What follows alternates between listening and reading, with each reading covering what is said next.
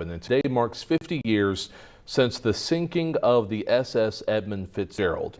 It was the largest ship at the time to ever sail the Great Lakes. And in 1975, the Fitzgerald left the Duluth-Superior Port on its way to Detroit when it got caught in a storm that produced hurricane-speed winds and 35-foot waves, killing all 29 men on board. Steve Iwanek sat down with two men who have personal connections to one of the deadliest shipwrecks in Midwest history.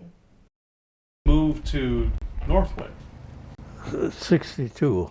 A simple ad in the paper is what sparked a career on the Great Lakes for Mike Kapser. Now living in Northwood, but originally from Minnesota. There was an ad in the paper, to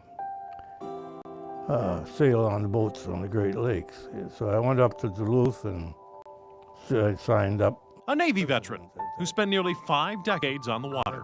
What year did you retire from it? June '98. And through all those years, one ship stayed with him. Well, that was the best at that time. Yeah, that was the best.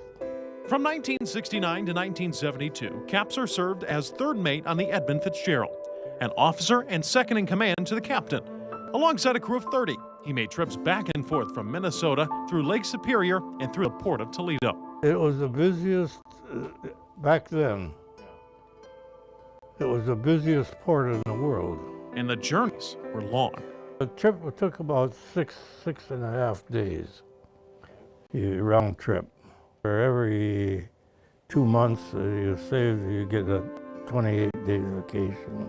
After the Fitzgerald, Kapser worked on several ships, including his last, the Columbia Star. 1,000 foot long. Wow. And you served on that one? Yeah, that's the last one I was on. I was on there 8 years. Even now, he still remembers the morning he learned the Fitzgerald was gone. We didn't know, I think, until maybe 6, 7 o'clock in the morning the next day. The news spread. Before he even said the name of the ship, I feared the worst. In the 60s, Tom Walton called the Edmund Fitzgerald home. This is the summer of 1963. Serving meals on the ship at 19 years old. We got to the dock in time, board the ship at 5 o'clock, and immediately began serving my first meal as a porter in the galley on the Fitzgerald. It was like a dream come true. Still with memories in his mind and closet. This is a towel actually off the Fitzgerald. Wow. With the name Steamer Edmund Fitzgerald stitched on the end. But one keepsake hits harder than the rest. This is a picture of my uncle who died. Oh, wow. What was his name? Grant Walton. Grant, listed as Ralph G. Walton, was one of the 29 crew members lost that night the Fitzgerald sank. He was working deep in the engine room. It saddens me so much to think of that jolly, jovial guy in that awful moment of terror, knowing what was about to happen when it was too late to do anything about it.